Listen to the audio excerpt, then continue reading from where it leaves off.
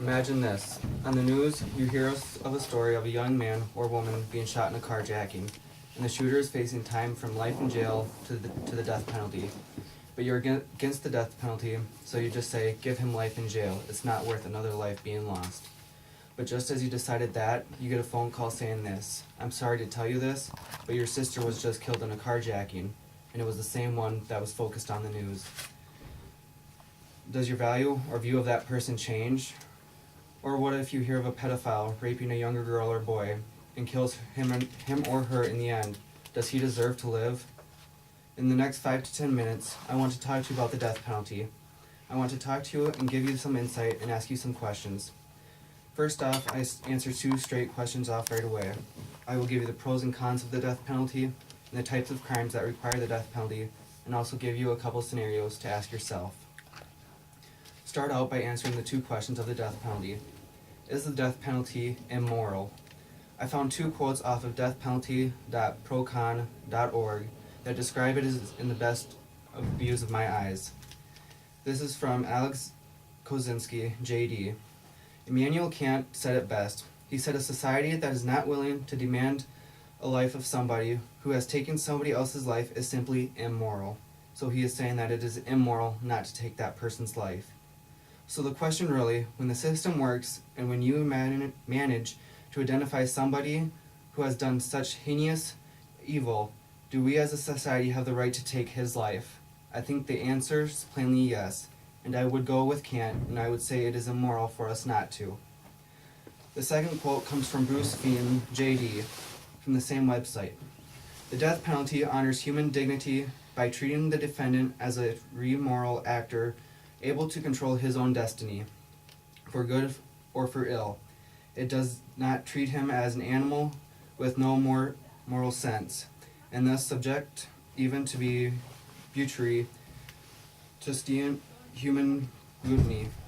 Moreover, capital punishment celebrates the dignity of the humans' lives were ended by the defendant's predation. The second question, is the death penalty unconstitutional? According to deathpenalty.procon.org, when you are asking yourself this question, you need to keep 3 amendments in your mind. The 5th Amendment, the 8th Amendment, and the 14th Amendment. After reading those amendments, nowhere did I find that it is saying that it is unconstitutional to take one's life after taking somebody else's. Now we're going to focus on some pros and cons of the death penalty. Some of the cons of the death penalty. Many people believe it is a waste of taxpayers' monies and that the money could be used for better things. But really, the taxpayers' money is also paying for us to put people in jail and give them the extraordinary life. According to basicpolitics.org, many think that the eye for an eye mentality is unconstitutional and morally wrong. But as I stated earlier, nowhere in the Constitution does it say that is unconstitutional. The main argument is that a mentally ill criminal may commit a crime and be put to death for something that is not their fault and could be blamed for their mental illness. Pros. Justice is better served. It contributes to the elimination of overpopulation in jail. Prisoners' parole or escapees give them another chance to kill or cause crime, where if they are put on death row, they do not have the chance to recommit the crime or re-enroll in jail. It is another kind of crime deterrent. I don't know about you, but if I would commit a crime and know that my penalty would be death, I would not do that crime. It also brings closure to the families of the victims whom the crimes were committed against. And people aren't living off our tax money where they will have the glamorous life in jail. Lastly, I want to give you some examples of crimes and scenarios that have the possibility punishment of the death penalty. I want you as classmates and concerned citizens to think long and hard and ask yourself this question. What if one of these horrible crimes or thoughtful crimes happened in my family? Treason. Aggravated kidnapping. What if it was your child or your brother or sister getting kidnapped? Willfully causing a wreck which led to death. What if it was your family member in that car crash that died? Wouldn't you want the criminal dead? Sex crimes with a victim of 11 years old or younger and a repeat offender. What if that was your kid or your brother or sister?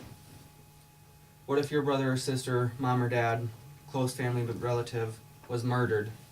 Wouldn't you want them killed also? Would you want the criminal to suffer the same fate as your family's death, or would you want them to live the glamorous life in jail?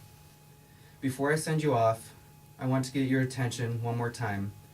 What if it was you who was watching the news of the carjacking, and it was your family member that got killed? Won't you want the same fate for the criminal? I approve the death penalty, and you should too, because remember, it'll bring true closure and justice to the family. It'll take care of the overpopulations in the U.S. jail system, and most of all, it will not give the chance for a repeat offender. I'll ask you one more time. What if it was one of your family members that were committed in one of these horrible crimes I'm showing you? Wouldn't you want the criminal to have the same fate as your family? Or would you just want them to live the glamorous life in jail?